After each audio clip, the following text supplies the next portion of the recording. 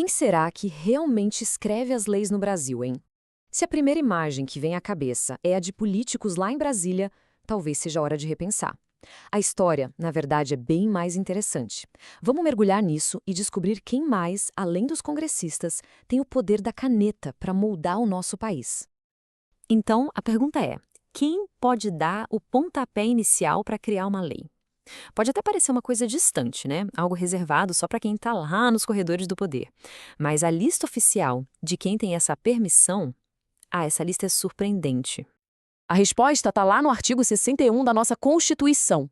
A lista é grande: deputados, senadores, as comissões do Congresso, o presidente da República, o STF, os tribunais superiores, o procurador-geral, mas o item que chama mais atenção é o último: cidadãos. É isso mesmo, a Constituição abre um caminho direto para que a própria população possa propor suas leis.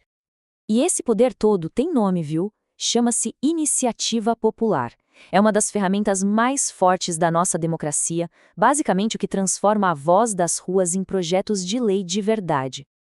Mas afinal, o que é essa tal de iniciativa popular? Bom, é um mecanismo constitucional que permite que qualquer cidadão apresente um projeto de lei direto lá na Câmara dos Deputados. Ou seja, não precisa de um parlamentar para fazer a ponte. É uma maneira de movimentos sociais e o público em geral colocarem suas preocupações diretamente na mesa do Congresso. Só que não é tão simples quanto ter uma boa ideia. Para ter certeza de que o projeto tem um apoio nacional de peso e que não é só uma questão de uma região, a Constituição exige 3 coisas. Primeiro, juntar assinaturas de pelo menos 1% de todo mundo que vota no Brasil. Segundo, essas assinaturas têm que vir de no mínimo 5 estados diferentes. E terceiro, em cada um desses estados, as assinaturas precisam ser de pelo menos 0,3% dos eleitores de lá. É um filtro e tanto, né? E olha, 1% parece pouco, mas não é. Estamos falando de mais ou menos 1,6 milhões de assinaturas. É um número que exige um esforço de mobilização nacional gigantesco. É um verdadeiro teste de fogo para qualquer causa. E isso funciona na prática? Funciona e muito.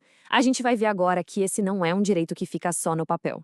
A iniciativa popular já foi responsável por algumas das leis mais importantes e transformadoras do Brasil.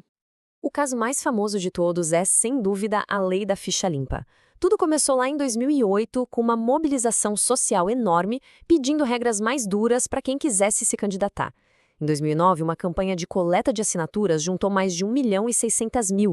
O projeto chegou no Congresso em 2010 e no mesmo ano foi aprovado e virou lei. Mudou as regras do jogo eleitoral para sempre. Mas não foi só a Ficha Limpa, não. Várias outras leis importantíssimas nasceram assim. Por exemplo, a Lei Daniela Pérez, que tornou o homicídio qualificado um crime hediondo. A Lei contra a Compra de Votos também, que apertou o cerco contra a corrupção eleitoral. E até a criação do Fundo de Habitação Social. Todas vieram da força popular. Agora, apesar desse poder popular ser enorme, a Constituição também desenha algumas linhas no chão, sabe? Existem certos assuntos que são território exclusivo do presidente da República. E a divisão é bem clara. De um lado, a iniciativa geral pode tratar de quase tudo. Meio ambiente, direitos do consumidor, programas sociais. Mas do outro lado, a iniciativa exclusiva do presidente fota na máquina do governo. Criar ou extinguir cargos, mexer em salários do funcionalismo, mudar o tamanho das forças armadas, criar ou acabar com ministérios. Isso tudo garante que o chefe do executivo tenha um controle sobre a própria casa. Certo, mas e o que acontece quando alguém fura essa fila? Quando alguém propõe uma lei sobre um assunto que não é da sua competência? Vamos imaginar a cena. Um deputado vai lá e propõe uma lei para aumentar o salário dos servidores públicos. Isso é um teste de estresse para a separação de poderes. Porque, como a gente acabou de ver, esse é um assunto que só o presidente pode iniciar.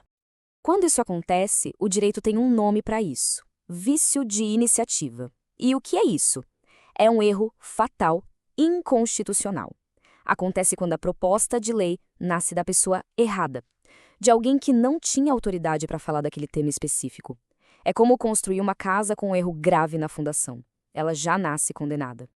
E o ponto mais importante aqui é que esse erro não tem conserto. Não adianta nada o projeto passar pelo Congresso todo e o presidente ir lá e assinar, sancionando a lei. A sanção presidencial não tem o poder de curar uma lei que nasceu inconstitucional. Então, o processo todo já era desde o começo. O deputado faz a proposta inválida, o projeto anda pela Câmara e pelo Senado, o que já está errado. Aí o presidente, sei lá, por pressão política, vai e sanciona. O que a gente tem no final? Uma lei que já nasceu com um defeito incurável. O STF, inclusive, é super consistente nisso. O vício de iniciativa torna a lei inválida desde o primeiro dia e ela pode ser derrubada a qualquer momento. Entender como tudo isso funciona, tanto o poder de propor quanto as regras do jogo, é essencial para uma participação cidadã que realmente funcione. A iniciativa popular é, sem a menor dúvida, uma baita ferramenta de mudança. Mas a eficácia dela depende de jogar conforme as regras constitucionais. É um sistema que busca equilibrar o poder direto do cidadão com a necessidade de ter um governo estável, estruturado, como manda a separação de poderes. No final das contas, o que fica é que entender as oportunidades e também os limites é o primeiro passo para causar um impacto de verdade na nossa democracia. E isso deixa uma pergunta no ar, né? Sabendo que esse poder existe, por qual mudança valeria a pena brigar? Se considerou este conteúdo relevante, inscreva-se no canal para ter acesso a mais materiais voltados à preparação para concursos.